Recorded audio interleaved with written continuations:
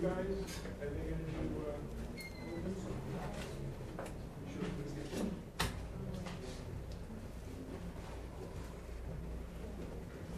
Who intercepts me on my expedition? Oh, she, the little. I'm sorry. I'm sorry. Woman, you're difficult. Who intercepts me on my expedition? Oh, she, the one who intersected me by strangling me in her accursed womb for all the slaughters that's without done. Thou toad, where is thy brother Clarence? And little Ned's lad Jenner. A flourish trumpets, strike alarum drums. Oh, what the heavens hear these telltale women strike on the Lord's anointed. Strike, I say! Either be patient and treat me fair, or with a clamorous report of war, thus will I drown out your exclamations. Art thou my son? I thank God, my father, and yourself. Then patiently hear my impatience. I have a touch of your condition that cannot brook the accent of his. Let me speak. Do so, but I'll not hear.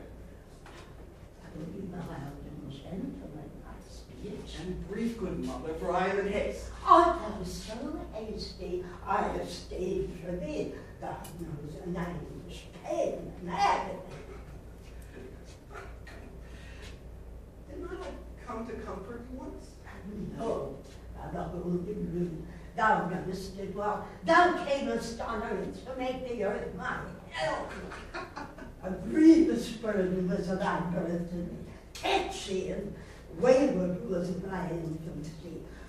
Thy sweet face frightful, desperate, wild, and furious.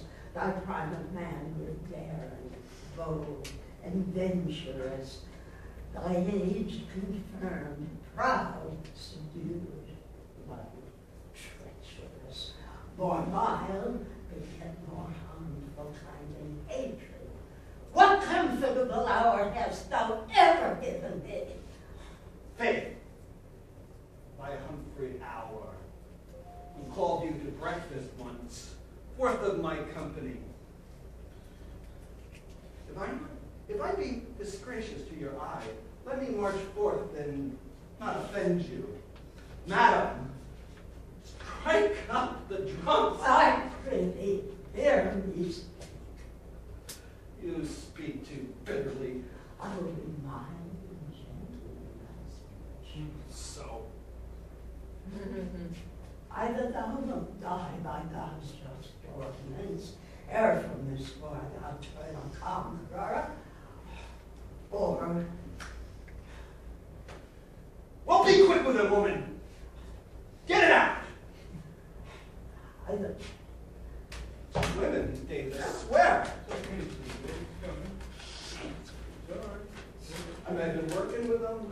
It's my own mother. She's difficult. You know what she does? She doesn't even pay for my night school. She bore me like this awful arm. In the toilets. okay. No wonder I'm misogynist. Look at her. Either thou wilt die by God's just ordinance, no. Easy, CJ. It's good. It's good. It's all good. No worries. No worries. No worries. Doing beautiful. Really Either thou wilt die by God's just ordinance, ere from this war thou turn a conqueror, or I, with grief and extreme age, shall perish and never look upon my face again. Therefore, take with me my most heavy curse, which in the day of battle, tire thee more than all the complete armor that thou wearest. my prayers on the enemy. And there, the little souls of the dead children whisper the spirits of thy enemies and promise them success and victory. Bloody thou art, bloody will be thy end. Shame serves thy life, and will thy death attend. Okay, next. Let's go move on. Nothing to see here.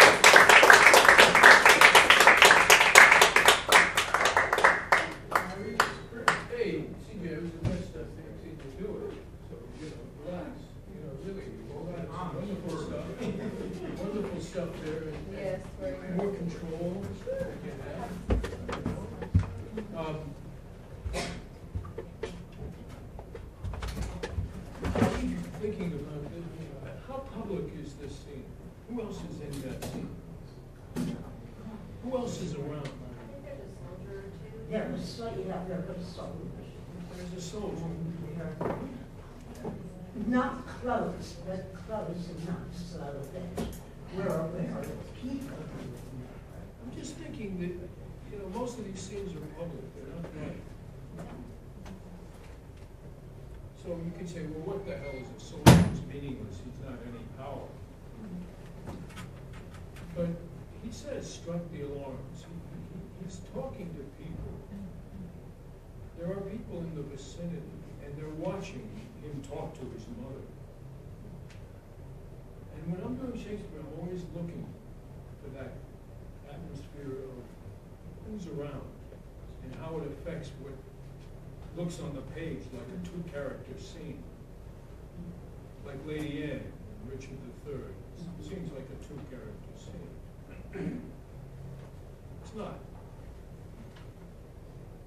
They're pallbearers who are members of the court. Probably Lady Anne's men. Probably belongs to, they probably belong to her camp. So are they a major factor? No. But are they a factor? Yes. I think so. I would look for that anyway. I would look for that because it's embarrassing to have your mother talk to you that way with people, even if they're 20 feet away. And they can't be, he's talking to them. That's an indication that they're not 10 miles away. And I would look for that. And you're making a statement by talking to him in front of those people also, maybe. You're showing him up, which is embarrassing to him. He's on his way to battle.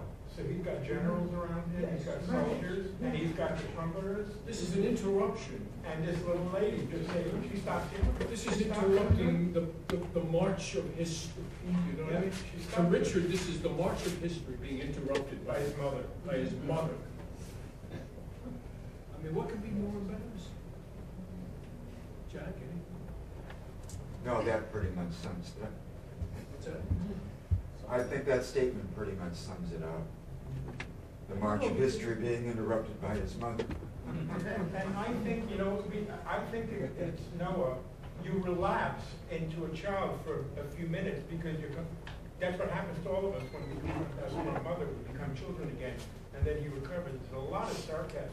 Oh yeah, I thank God for you and my father. They never gave you a hug or a kind word ever. And she's saying, wasn't I your mother? Yeah. I thank God for that. Yeah. It's sarcasm. Yeah, I'll get that next But time. then when she curses you, I think that's the beginning. That, Yeah. That prefaces the dream he has later.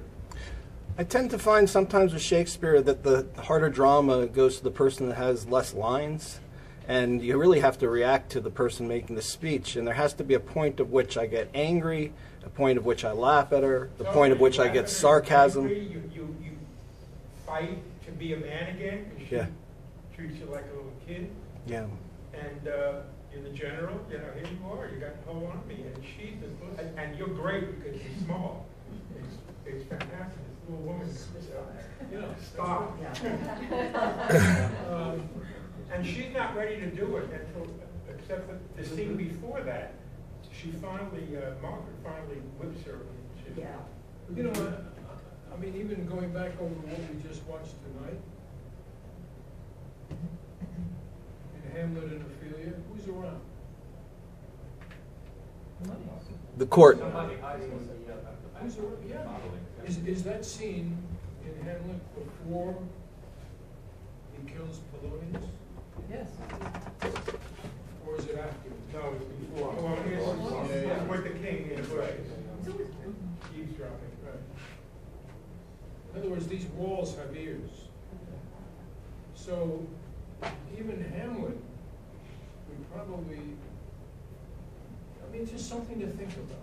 It's not the overriding thing, but it's not a private scene in his eyes. He might be doing it because he knows those walls have ears. He might, you know, he might. It's something, you know. Well, I think there's a rustle in the bushes, and that's what, I mean, it's a very private moment because it comes off the speech. To be or not to be, it's a very quiet moment, and suddenly,